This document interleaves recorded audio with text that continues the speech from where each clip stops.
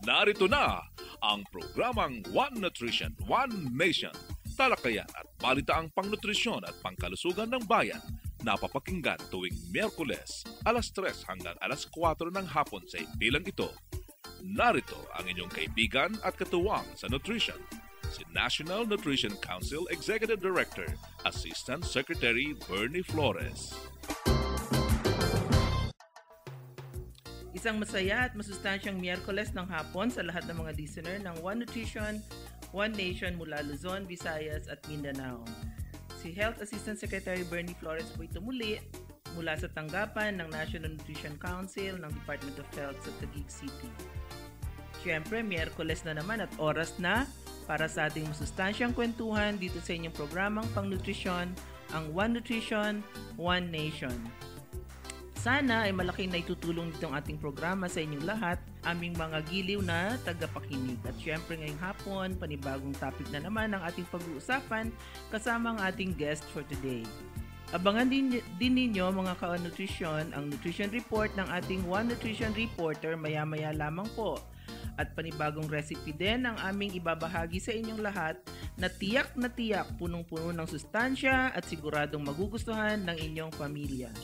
Kaya naman, wag po kayong bibitiw mga kanutrisyon at samahan nyo kami sa isang oras na talakayan tungkol sa nutrisyon para sa inyong dagdag na kaalaman. At magbabalik po ang One Nutrition, One Nation. Tutok lang po kayo.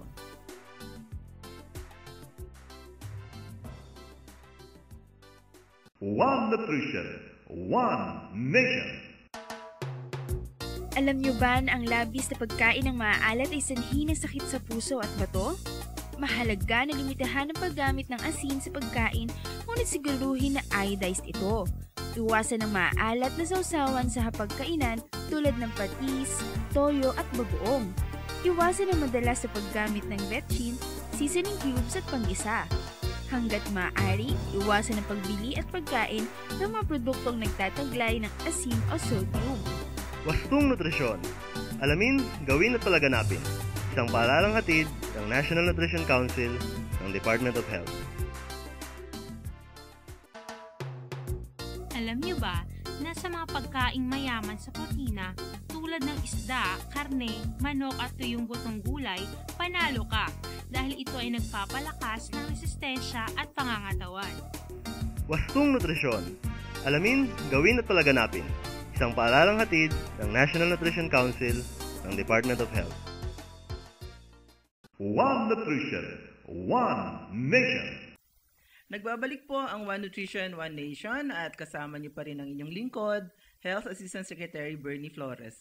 Sa puntong ito mga kaibigan, pakinggan naman natin ang ating nutrition news feature mula sa ating One Nutrition Reporter na si Ms. Liza Rosaldo. Siya po ay ang Nutrition Officer 3 ng Nutrition Information and Education Division ng National Nutrition Council at na-miss natin siya noong isang linggo. Kaya, Ms. Liza, ihain mo na ang ating nutrition news. Asek Flores, narito po ang ating news feature for the week. Ito ay tungkol sa project ng NNC na ma-document ang mga good practices hinggil sa pagtugon sa kagutuman at sa malnutrisyon. May 20 proyekto ang napili para dito. At nito nga pong nakaraang linggo ay katatapos lamang ng pagbisita sa mga ito. Maglalabas ng report ang NNC tungkol dito at ipamamahagi ito nang sa gayon ay maging basehan ng pamahalaan lalong-lalo na ang mga pamahalaang lokal para ito ay i-replicate nila sa kanilang lugar. Para makabuo ng listahan ng mga good practices ay nagkandak ang NNC ng Regional Forum para sumangguni sa mga program implementers kung ano ang mga proyekto nila na naging matagumpay sa pagsugpo ng malnutrisyon at sa hunger mitigation na may suporta ng Accelerated Hunger Mitigation Program simula noong 2007. Maraming mga entries ang natanggap ng NNC pero kinailangan na pumili lamang ng mga proyekto na pinasimula ng LGU at may community partnership. Madaling i-implement at sustainable, matipid pero may impact at maaaring gayahin ng ibang organisasyon sa ibang lugar. May 20 proyekto nga po ang nasama sa shortlist ng good practices. Babanggitin ko po ang ilan dito. Sige nga Lisa, kasi mukhang nakaka-excited naman ang mga nakikinig dahil ang ganda ng mga sinasabi mong pinagpilian. So, banggitin mo na ang mga ilan sa mga ito. Kasama po dito, Asek Flores, ang Breastfeeding Patrol ng Mandaluyong City, kung saan tumaas ang dami ng mga nagpapasusong ina dahil sa paggabay ng mga breastfeeding support groups. At palagay ko dahil din sa supervision ng ating favorite si Dr. Shari Sabalvaro. Oo, kakakausap ko lang nga po, ma'am, kay Dr. Shari ngayon eh. Kakaiba din ang ginawa sa Autonomous Region in Muslim Mindanao, kung saan ang NNC-ARMM office mismo ang nagpasimuno ng isang radio program tungkol sa breastfeeding na kasama ang mga senior Islamic scholars para sa pagpapalaganap ng kaalaman tungkol sa breastfeeding na naaayon sa Islamic doctrine. Kasama din ang mga food production projects kagaya ng Making Food Go Further ng Barangay San Dionisio, Parañaque na gamit ang urban gardening techniques. Ang gulayan sa simbahan ng Del Gallego, Camarines Sur ng Department of Agriculture at ng Santa Rita de Casia Parish ay kakaiba din dahil ang kapartner ay ang simbahan para sa food production project. Hindi din pahuhuli ang mga kababayan natin sa Bukidnon kung saan mayroon naman silang G4 project o Garden of Go, Grow, and Glow. Ito ay may training, advocacy at libreng seeds at planting materials para sa mga pamilyang may underweight na bata at may papremyo para sa may pinakamagandang gardens. Mga gulay mula sa family garden ay kinokonsumo ng pamilya at ang sobra naman ay ipinagbibili nila kung saan ang napagbilhan ay nagagamit sa iba pang gastusin ng pamilya. Para naman sa mga taga-Cordillera, ang Ili-Ed Bagnen ng Bauco Mountain Province ay isang project kung saan todo-todo ang pag-promote nila ng nutrisyon sa pagbawal ng mga empty calorie foods at formula milk sa mga tindahan at paglagay ng mga sanitary toilets gamit ang bayanihan system. Ayan po, Asek Bernie, ang ating news feature for the week. Okay, maraming salamat, Lisa. At tingnan mo naman, sampling pa lang yan ng ating mga good practices para sa ating documentation. At I'm sure marami pa ring mga pamahalang lokal ang nagsagawa ng mga hindi lamang creative kundi interesting at effective na mga intervention. So, kailangan pa rin nating hanapin yung mga good practices na ito. Okay, maraming salamat muli, Lisa, at sa aming pagbabalik, uumpisa na natin ang ating talakayan tungkol sa chronic obstructive pulmonary disease. Huwag po kayong bibitiw at magbabalik ang One Nutrition, One Nation. One Nutrition, One Nation. Alam niyo ba na ang labis na timbang, pagkonsumo ng masyadong mamantika, maalat at matatamis sa pagkain, paninigarilyo at pag-inom ng alak ay maaaring maging sanhi ng lifestyle-related diseases tulad ng sakit sa puso, diabetes at cancer? Ugaliin ang healthy at active na lifestyle araw-araw. Wastong Nutrisyon. Alamin, gawin at palaganapin. Isang paaralang hatid ng National Nutrition Council ng Department of Health. Alam niyo ba na dapat kumain ng iba't ibang uri ng pagkain araw-araw? Sigurado ka sa sustansyang taglay nito basta't wasto sa uri at sapat sa dami ang kakainin mo. Wastong Nutrisyon. Alamin, gawin at palaganapin. Isang paaralang hatid ng National Nutrition Council ng Department of Health. One Nutrition, One Nation. Okay, nagbabalik po ang One Nutrition, One Nation at kasama niyo pa rin ang inyong lingkod, ang Health Assistant Secretary Bernie Flores. Alam niyo ba mga kanutrisyon kung anong ibig sabihin ng chronic obstructive pulmonary disease? Ang chronic obstructive pulmonary disease o COPD ay grupo ng sakit sa baga na may pagbabara sa daluyan ng hangin sa ating baga na nagpapahirap sa paghinga ng taong may ganitong sakit. Tinawag din itong chronic dahil ang paglala nitong sakit na ito ay sa loob ng mahabang panahon. At isa ito sa mga pinaka-common na non-communicable diseases. At para i-explain pa sa atin ng mas maayos kung ano nga bang sakit na ito, makakasama natin si Dr. Luisito Idolor, ang Section Chief section ng respiratory services at saka section of pulmonary therapy and rehabilitation ng Lung Center of the Philippines. Kumusta po at masustansyang hapon sa inyo, Dr. Idolor? Kumusta rin po at magandang hapon din po sa inyo at saka inyong mga tagapakinig. Okay, maraming salamat po sa pagbibigay oras sa aming request for interview, Dr. Idolor. Simulan na po natin ang ating maiksing interview. Gusto po nating malaman sana kung paano po ba at saan nakukuha ang sakit na chronic obstructive pulmonary disease. Okay, ang COPD po ay isang sakit ho sa baga na madalas nakukuha yan sa paninigarilyo. Okay. So sa tagal ho ng paninigarilyo kasi ng mga pasyente, nasisira unti-unti ang baga. Kaya eventually, nakaka-experience ho sila ng hingal, ubo, at saka kuminsan yung maraming plema. Okay.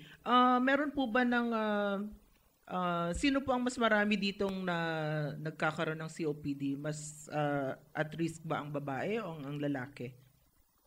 Dati po ang akala natin ang mga lalaki ay very prone sa COPD dahil nga ho sa paninigarilyo. Pero may mga bago hong mga studies ngayon na pinapakita na halos pareho na ang prevalence ng COPD sa babae at saka lalaki. At saka may bago pa nga studies na sinasabi na ang mga babae ho talaga ay mas madaling magkaroon ng COPD lalo na kung sila ay naninigarilyo. So pero ang common denominator sa kanila, dapat naninigarilya sila pareho. Ganun po ba? There's always yun sinabi mong common denominator. Oo. Madalas kasi paninigarilyo. Pero may mga iba pang sanhi ng or cause ng pagkakaroon ng COPD. Ano po pa yung mga ibang yun? Okay, yung mga iba ho kasing causes ng COPD ay yung exposure sa yung mga pollution, no? Sa smog, sa indoor pollution din.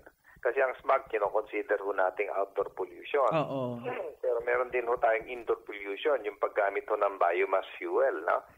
Yung pagluluto doon sa loob ng bahay. Tapos, siyempre, gumagamit tayo ng kahoy or uling. Oo. At saka yung usok na nanggagaling ho doon ay nakakasira rin ho sa baga. Kaya tuloy nagkakaroon pa tayo ng chronic obstructive pulmonary disease or COPD. So, kanina describe namin ang COPD. Ang sabi namin ay chronic siya. Pang matagalan o matagal bago naging COPD. Gaano po ba yung katagal na yon, Doc? Ano ba yung duration ng exposure halimbawa o paninigarilyo para or bago maging COPD yung condition? Okay.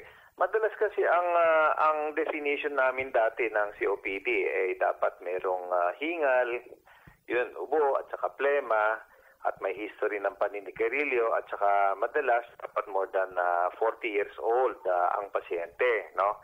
Pero ngayon kasi may mga nakikita na tayong mga pasyente na mas younger na meron na ring sintomas ng COPD at saka may mga although genetically transmitted din na klaseng COPD pero hindi madalas dito sa ating bansa o sa Asia, no?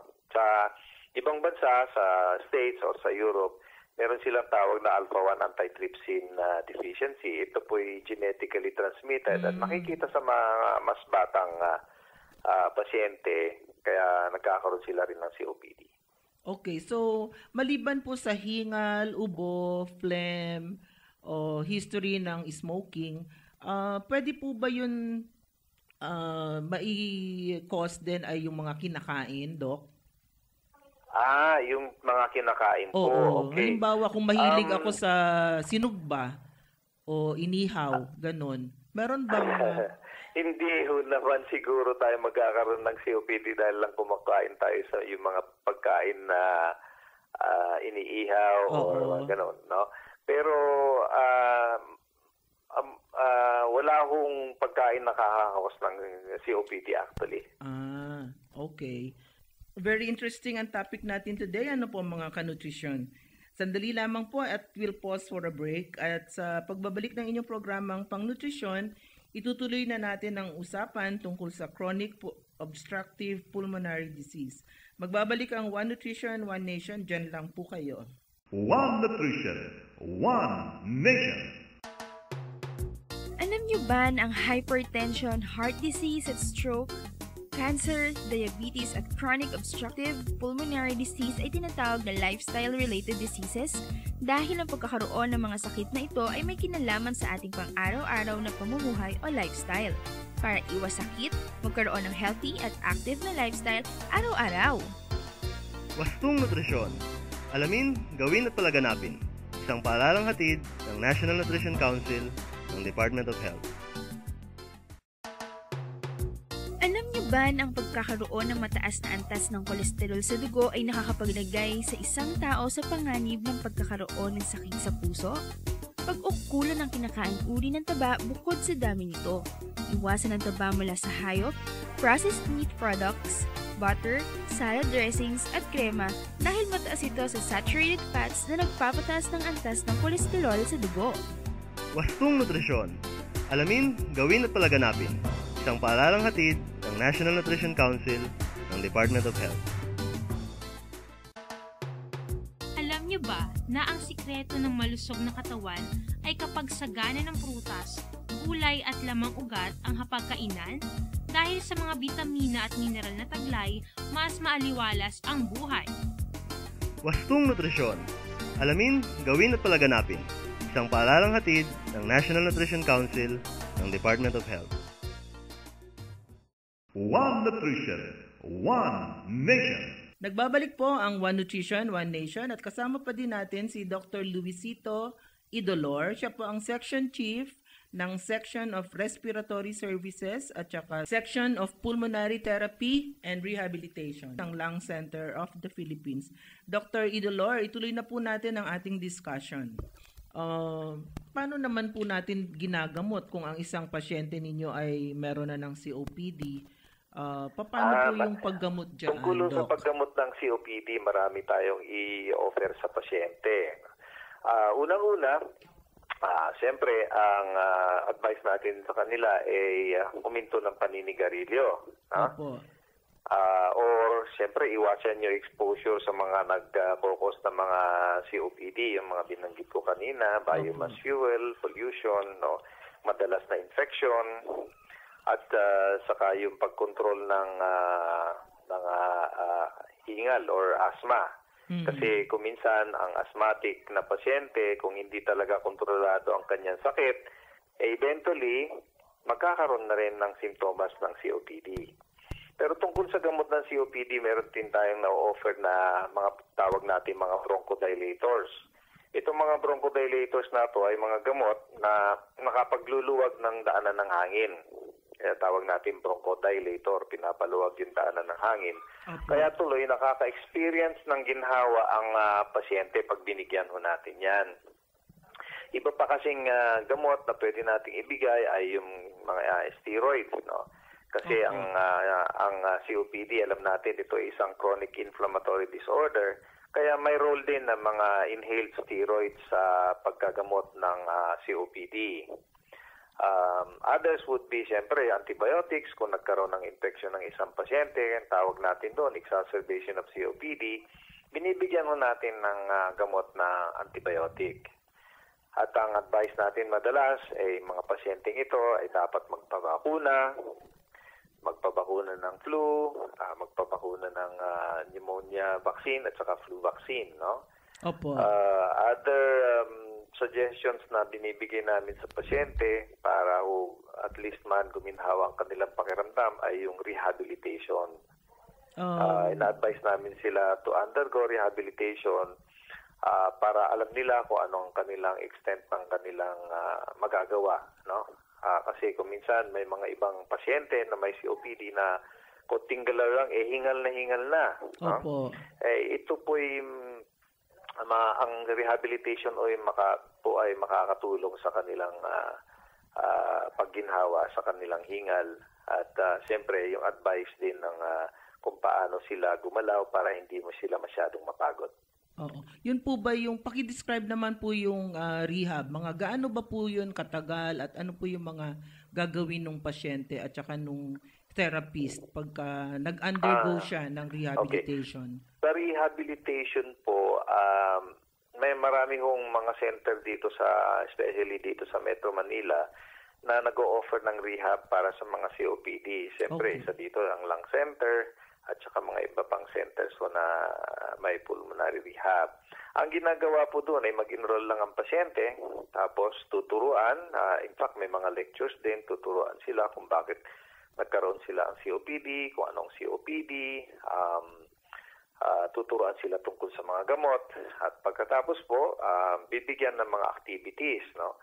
Palalakarin at tuturuan kung anong pinakamagandang breathing exercises, kung paano gagawin yon, at titingnan din kung gaano ho sila tatagal sa kanyang lang mga exercise, like yung walking test, no? Maganda kasing exercise sa mga COPD yung maglalakad. Siyempre hindi magja-jogging dahil madalas hindi nila kaya yon, no? So mga walking test would be the best. Doc, siguro maganda rin na bigyan natin ng idea ang mga tagapakinig natin. Pag sinabi bang meron ng chronic obstructive pulmonary disease ang isang tao, ano po bang, can you describe a person na meron ng serious COPD for instance? Ano po ba yung kanilang mobility? Meron pa ba, kailangan ba nilang nakakabit sa oxygen? Yung mga ganong klase. Gusto ko lang sana mabigyan ng ideya ang ating mga tagapakinig kung ano ba ang isang pasyente o isang tao na meron ng COPD in terms of mobility, nakakakain pa ba siya, nakakalakad pa ba siya, kailangan ba siyang bedridden, mga ganun pong klase. Ano po ba pagka serious COPD patient? Pagkaintindi ko lang tanongin yan, no? Kasi talagang malabo. Anyway, ang advice natin ho sa mga COPD tungkol sa pagkain, ganun ho ba? Opo, yeah. Okay, yun, hindi sila masyado dapat magpakabusog. No? Okay. At kailangan po yung kung kumain na sila, mas advice ko sa mga pasyente ay small frequent feedings lang. No? Okay. Kasi kung mabusog ang isang pasyente na may COPD, ay talagang hihingalin na ho yan. Ngayon, kung hinihingal naman sila, there's a position na ina-advise namin na to lean forward para yung diaphragm ho nila ma-relax, no? Para hindi ho sila, para hindi makakasagabal yung kanilang diaphragm sa paghinga nila, no? They lean forward para bumabaho yung diaphragm para mas komportable ang paghinga. Tinuturuan din ho yan yung mga first lip breathing. Ito isang strategy o example ng paghihinga na ang pasyente ay hihinga malalim tapos ibubuga yung hangin through a pursed lip, no, para hindi niya dahan-dahan lang niya ilabas yung kanyang hinga, yung hangin sa back. We were talking about paano pa yung mga tips niyo for feeding a COPD patient. Sabi niyo kanina small frequent feedings. Tapos leaning forward would help relieving the diaphragm, mga ganun. Ano pa po yung pwede nating i-share sa ating mga tagapakinig? Sa management, okay. Opo. Isa pa mga advice natin pwedeng ibigay sa mga pasyente na may COPD ay dapat sila mag-regular check-up din sa kanilang mga doktor, no? Isa pa palang hindi ko nababanggit ay tungkol doon sa pulmonary function test. Opo. Kasi para malaman ho natin na may COPD talaga ang isang pasyente, ay hindi lang tayo nagdidepende sa simptomas, kagaya ng ubo, madaling mapagod o hingal, at saka yung frequent sputum production o pag-uubo na may laman. Ang pinaka-importante po sa diagnosis ng COPD ngayon ay rini-require na ho. Dati kasi pwedeng hindi, pero ngayon rini-require namin na lahat ng pasyente na suspetsa na may COPD ay mag-undergo ng pulmonary function test. Dito talaga natin malalaman kung meron po kayong COPD o hindi. Kasi this is the most objective way of evaluating ang mga pasyente tungkol sa kanilang airway problem. Yun po ay binibigay o kinukuha ng isang pasyente sa mga ospital. Meron po bang available po ba itong pulmonary function test dun sa mga special hospitals lamang o any general hospital? Opo. Ang pulmonary function test ay isang ginagamit po dyan, yung spirometer na tawag natin. Ito po isang gadget na kung saan ang pasyente ay bubuga sa isang tubo, kaya tuloy na may measure ang puwersa ng kanyang pagbuga. No? Ang availability nito, maraming hospital ho dito sa Manila, meron na yan. No? Okay. Sa probinsya, malamang sa mga medical center o general hospital, meron na rin. Opo. Dati kasi, itong spirometer na to ay napakalaking gadget. No? At syempre, with technological advances, meron ng maliliit na gadget at saka affordable na rin na kung saan i-measure yung puwersa ng pagbuga ng hangin sa baga na tawag natin mga FEV1 or forced expiratory volume at saka FVC or forced vital capacity. Opo. Ito po yung mini-measure namin para malaman kung ang pasyente talaga ay may nag-uumpisang COPD na at kung may COPD, kung gaano kagrabe na ang kanyang COPD or obstructive airways disease. Doc, pagka ba nagkaroon ng COPD ang isang pasyente, hindi na yan ma-treat? Ngayon kasi, kinoconsider natin ang COPD pa rin as a progressive disease. Progressive pa rin. Pero, with medication kasi, paghinto ng sigarilyo, mga gamot na available, at mga suporta na available para sa pasyente, kagaya ng bakuna, at saka yung rehabilitation, madalas nakokontrol natin yung sakit. No? Nadidelay yung progression ng sakit. Pero kung wala ho yan at madalas infectionin ng pasyente, madalas magkaroon ng hingal at exacerbation, mas mabilis po ang pag-deteriorate o paglala ng sakit. Kaya ito po ay isang sakit na tawag natin ay chronic at saka progressive. Pero pwede rin ho naman na control sa mga gamot na available ngayon. Usually po ba, Doktor, ay yung COPD accompanied by tuberculosis, for instance? Okay.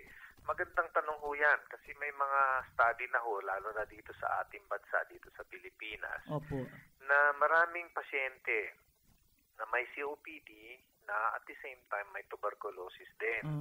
Kasi kung sa ating bansa, napaka-prevalent yung tuberculosis, hindi ba? Maraming pasyente na may tuberculosis. Tama po kayo. And usually, this is associated with yung mga paninigarilyo rin. Kasi pag naninigarilyo ka, hihina ang baga mo, pati yung depensa ng baga, hihina. Kaya tuloy, you're prone to have TB infection. And so, kung naninigarilyo at very susceptible sa TB, malamang they usually occur on the same patient. Yun na nga po ang suspicion ko. Sa ano po ba, sa profile ng mga pasyente ng Lung Center of the Philippines, for instance, Doc, karamihan po bang COPD patients ay galing dun sa mga mahihirap na Pilipino? Okay. Again, that's a very good observation kasi isang risk factor ng COPD ay yung socioeconomic status. Marami kasing risk factors diyan eh. Ang isa yan, socioeconomic status, madalas na magkaroon ng infection, yung edad, yung gender, outdoor air pollution, indoor air pollution, occupational dust, no, at saka tobacco smoking. No?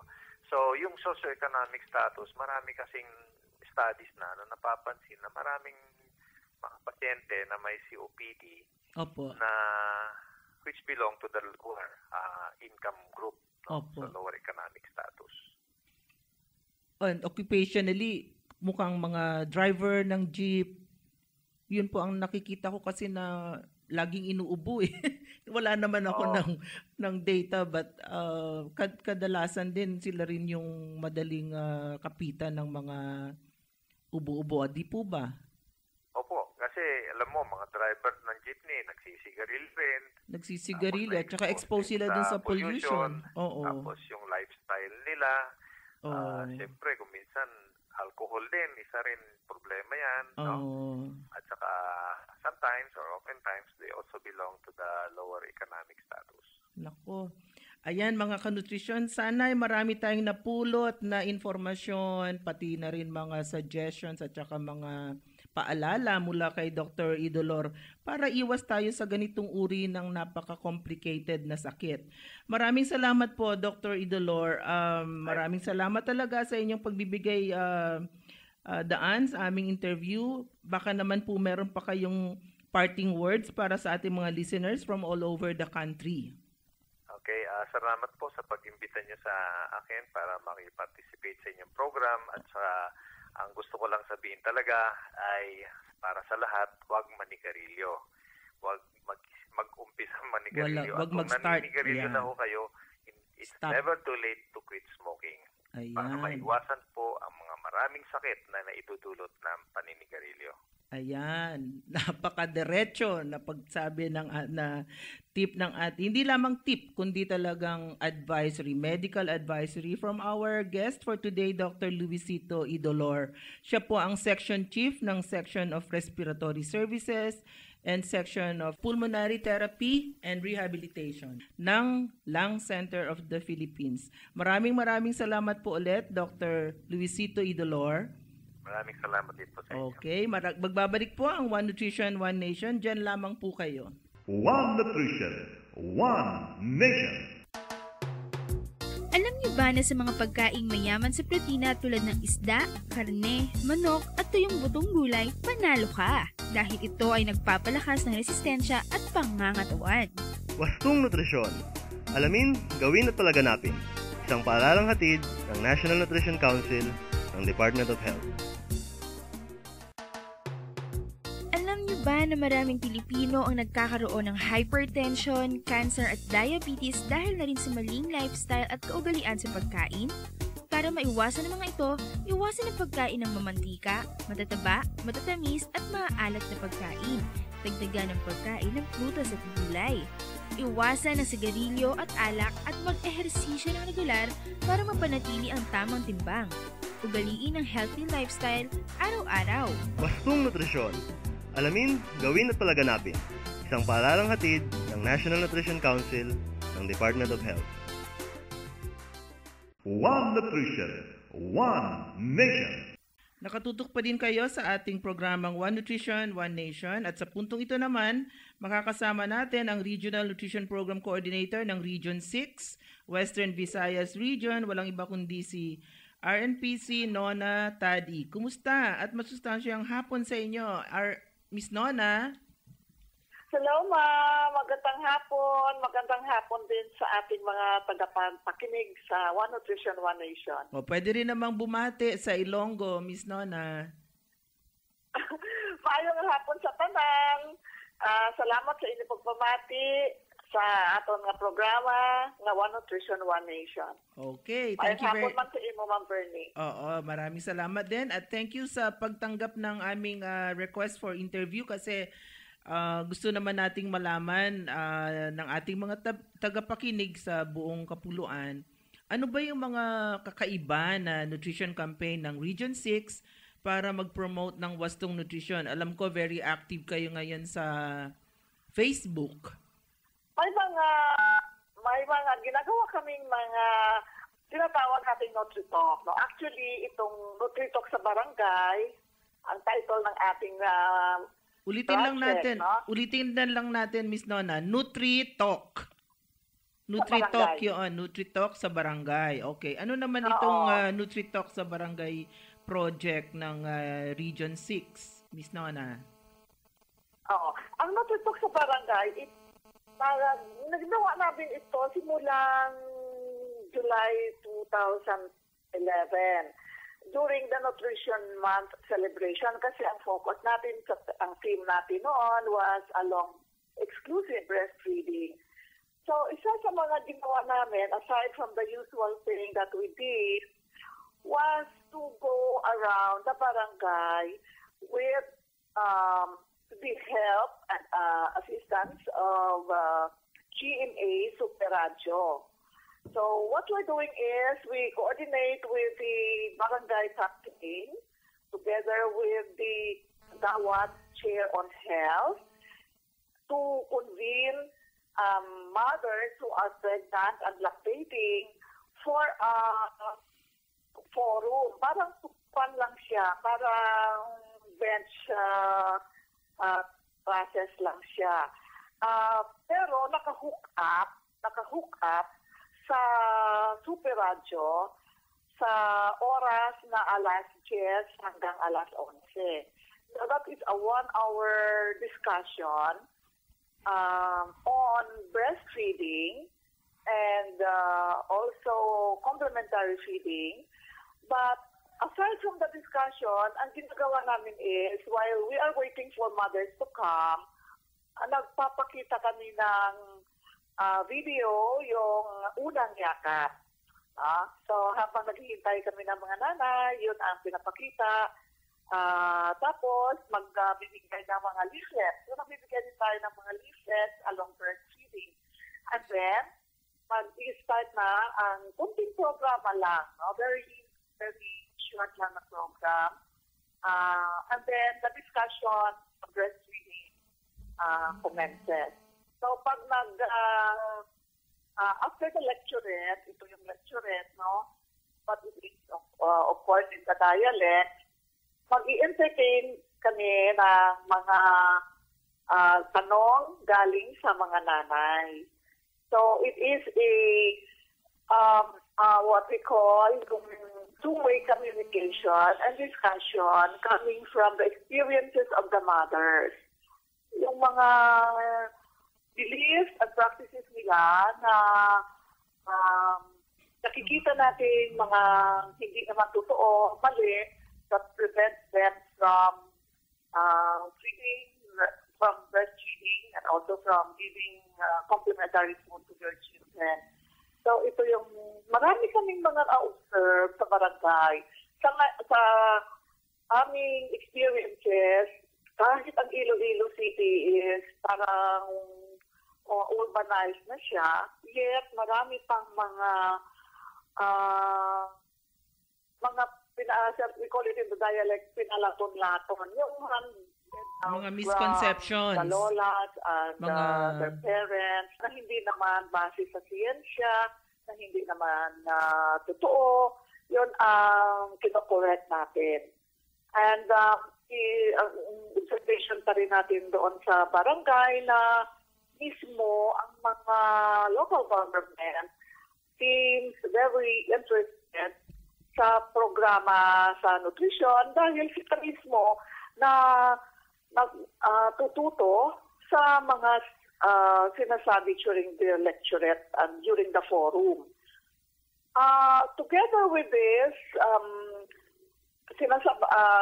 ang mga na-train natin sa IYCF, PGM, yun ang tumutulong na mag-gather sa mga nanay sa barangay. So, kasi ang Iloilo City has already done 24 batches of training for IYCF, PGM. Kaya marami na rin tayong na-train along exclusive breastfeeding and complementary feeding.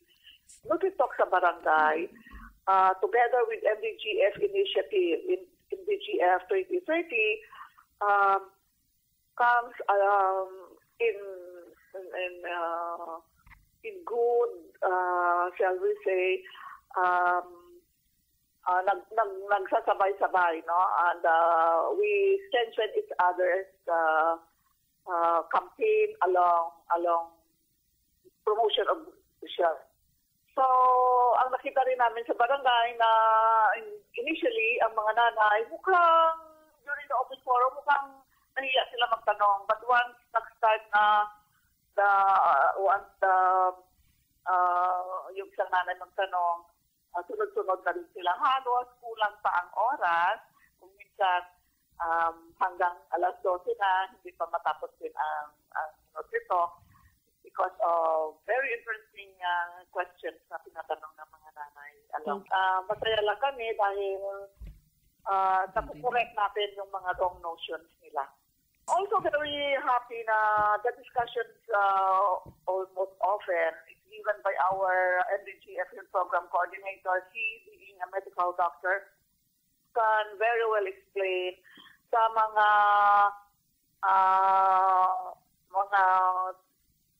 technical matters along breastfeeding.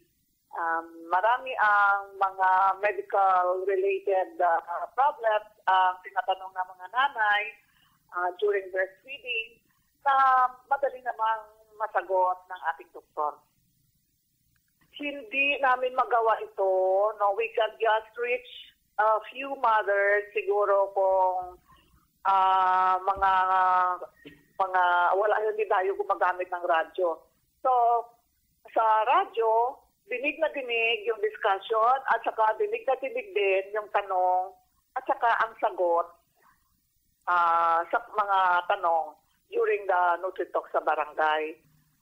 Okay, maraming salamat Miss Nona.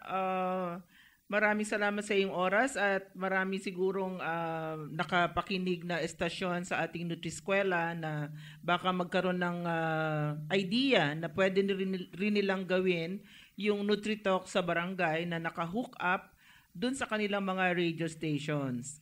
Okay, thank you very much. Kukumustahin ka namin muli sa mga susunod na pagkakataon. Magbabalik po ang One Nutrition, One Nation. Okay.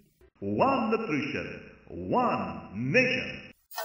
Alam niyo ba na ang maling lifestyle tulad ng pag-inom ng alak at paninigarilyo, maging ang maling pagkain, ang ilan sa mga dahilan kung bakit dinadapuan tayo ng sakit tulad ng cancer, diabetes at hypertension? Upang maiwasan ang mga ito, ugaliin ang healthy lifestyle.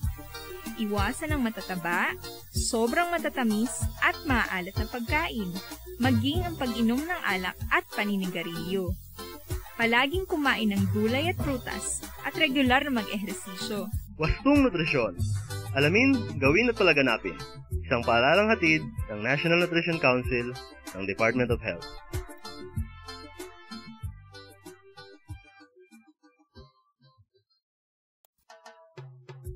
Alam niyo ba na ang pagkakaroon ng mataas na antas ng kolesterol sa dugo ay nakapaglalagay sa isang tao sa panganib ng pagkakaroon ng sakit sa puso? Pagkukulan ang kinakaing uri ng taba bukod sa dami nito. Iwasan ng taba mula sa hayop, processed meat products, butter, salad dressings at krema dahil mataas ito sa saturated fats na nagpapataas ng antas ng kolesterol sa dugo. Wastong Nutrisyon. Alamin, gawin at palaganapin. Isang paaralang hatid ng National Nutrition Council ng Department of Health. One Nutrition, One Nation. Ready na ba kayo para sa ating nutritious recipe of the week na di lamang masustansya, abot kaya pa? Okay, kung ready na po kayo, kuha na kayo ng papel at panulat. At narito na muli ang ating recipe queen na si Miss Liza para i-share sa atin ang ating recipe. Ang recipe natin for the week ay tortang malunggay. At narito po ang mga sangkap. 2½ na tasa ng munggo, berde na nilaga at niligis. 1 tasang dahon ng malunggay, kalahating tasang giniling na karne, 1/3 na tasang hipon, swahe, binalatan at tinadtad, iodized salt na ayon sa inyong panlasa, 2 pirasong itlog na binati, 1/4 kutsaritang dinikdik na bawang, 1/4 kutsaritang pamintang durog, 1 1/4 na tasang arina, 1/3 tasang sibuyas na tinadtad ng pino, 1/2 tasa mantika, at narito naman po ang paraan ng pagluluto. Una, pagsamasamahin at haluin ang lahat ng sangkap. Mula sa mga pinaghalong sangkap, gumawa ng manipis na patis. Iprito ng nakalubog sa mainit na mantika hanggang sa pumula. Kung gusto nyo naman na may sarsa, narito po ang mga sangkap para sa sarsa. 1/4 tasang suka, 1/4 tasang asukal na puti, 1/2 tasang tubig, pinaghugasan ng bigas, 2 kutsarang bawang na tinadtad ng pino, 1/3 tasang sibuyas na tinadtad ng pino, iodized salt na ayon sa inyong panlasa, 1/2 kutsaritang pamintang durog. Ito naman ang paraan ng pagluluto ng sarsa. Pagsamasamahin lahat ng sangkap sa isang lalagyan at haluing mabuti.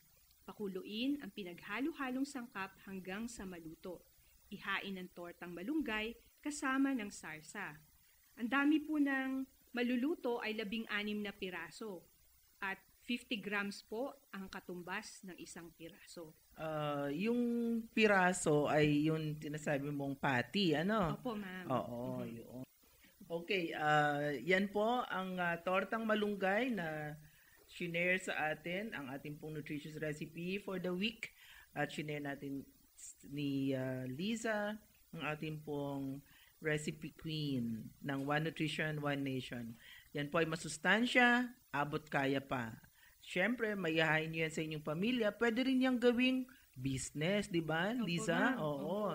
So, madali lang gawin. At I'm sure marami rin mga nanay dyan na pwedeng gawin yung ganyang recipe. Kaya, abangan ninyo muli sa susunod na linggo ang aming recipe handog para sa inyo. One Nutrition, One Nation.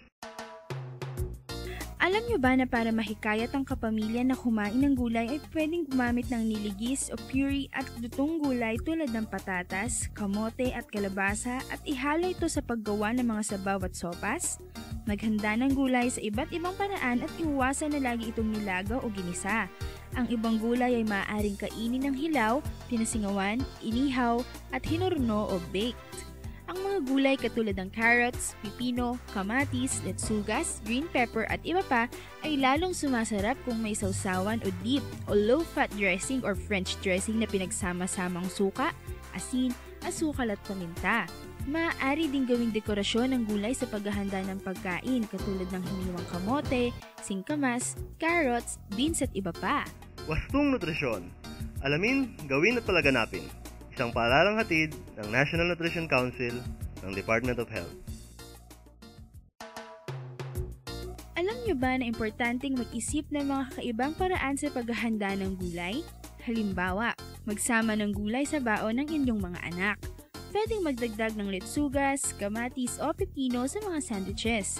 Maaari ring magpabaon ng mga slices na carrots, pinagsingawang bagyo beans, nilagang kamote at saging na saba bilang snacks. Maghanda ng mga bagong vegetable dishes gamit ang iba't ibang paraan. Maaaring hindi nila ito magustuhan sa una, ngunit ang mahalaga ay mahikayat silang tumikim. Importanteng maghain lagi ng gulay sa hapagkainan. Huwag pilitin ng mga bata na kumain ng gulay. Ang hapagkainan ay hindi lugar ng digmaan para pag-awayan ng pagkain. Sa kaulaunan, ang mga bata ay mahihikayat din kumain ng gulay kung hindi sila pinupwersang kumain ito. Wastong nutrisyon. Alamin, gawin at palaganapin. Isang paaralang hatid ng National Nutrition Council ng Department of Health. One Nutrition, One Nation. Nagbabalik po ang One Nutrition, One Nation.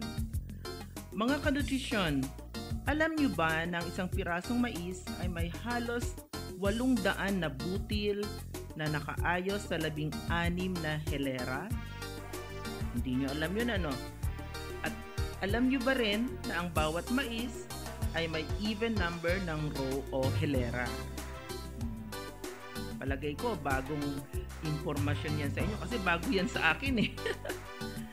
Okay, alam nyo din ba na ang mais ay ginagamit din sa paggawa ng alcohol, cornstarch, synthetic fibers tulad ng nylon, pati paggawa ng margarine, sabon, linoleum, at maraming pang iba. Alam niyo din ba, mga kanutrisyon, na nawawala ng 40% na sugar content ang isang mais after 6 na oras sa room temperature na storage. Ang asukal na to ay ginagawang starch. At alam niyo din ba na ayon sa pag-aaral, ang mais ay ang pangatlo sa pinaka-importanting food crop sa buong mundo. Ayan, may bago na naman kayong natutunan, ano po mga kanutrisyon. Panibagong trivia na naman po ang aming babahagi sa inyo sa susunod na linggo, kaya abangan niyo po yan. One Nutrition, One Nation. Alam niyo ba na dapat natiyakin na ang gulay ay laging kasama sa pagpaplano at paghahanda ng pagkain ng pamilya? Tiyakin din na laging mayroong gulay sa bahay para matugunan ang pagnanais kumain ng mga bata anumang oras o araw. Maghanda ng madaling kainin at masasarap na gulay. Idulot ang gulay sa simula pa lamang ng pagkain kung saan gutom pa ang mga bata. Gawing fun o kaaya-aya ang gulay sa pamamagitan ng paghiwa nito sa iba't ibang hugis. Ihalo din ang gulay sa paborito nilang pagkain at gumamit ng konting taba, asukal o asin upang mas lalong sumarap ang gulay para sa mga batang lumalaki. Isama ang mga bata sa pamamalengke ng gulay at patulungin ang mga bata sa paghahanda at pagluluto nito. Wastong Nutrisyon. Alamin, gawin at palaganapin. Isang paaralang hatid ng National Nutrition Council ng Department of Health. Alam niyo ba na walang bibili ng gulay sa palengke kung walang kakain ito? Ito ay magbubunga ng mababang kita para sa ating mga magsasaka. Kung mangyayari ito, maaaring babaling sa ibang uri ng pananim ang mga magsasaka at magiging kulang ang produksyon ng gulay. Ang kawalan at kakulangan ng supply ng gulay sa mga palengke ay magiging dahilan ng pagtaas ng presyo. Ang mataas na presyo ng gulay ay magiging dahilan upang lalong bumaba ang konsumo ng gulay. Wastong Nutrisyon. Alamin, gawin at palaganapin. Isang paaralang hatid ng National Nutrition Council ng Department of Health. One Nutrition, One Nation. Isang oras na naman po ang lumipas mga kanutrisyon. Sana marami kayong natutunan ngayong araw na ito. Maraming salamat po kay Dr. Luisito Idolor, Section Chief ng Section of Respiratory Services and Section of Pulmonary Therapy and Rehabilitation ng Lung Center of the Philippines. Maraming salamat din sa ating Regional Nutrition Program Coordinator na si Regional Nutrition Program Coordinator Nona Tadi mula sa Region 6 at gayon din sa ating One Nutrition Reporter at Recipe Queen na si Ms. Liza Rosaldo, Nutrition Officer 3 ng Nutrition Information and Education Division ng National Nutrition Council. Huwag ninyong kakalimutan na bumisita sa ating website na www.philcommunityradio.com. Tuloy-tuloy lamang po yung Phil Community Radio para mapakinggan ninyo ang ating episodes, lalo na yung mga nakaraan na, at pati na rin ang episode na ito.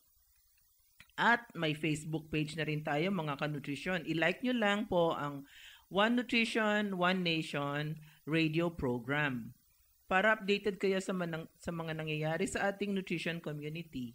Magpadala din kayo ng feedback o mga tanong sa mga tinalakay sa ating programa sa ating website. At syempre, maaari din kayo magpadala ng email sa aming official website, ang www.nnc.gov.ph. Samahan niyo kaming muli sa susunod na Miyerkules para sa isang oras na kwentuhan.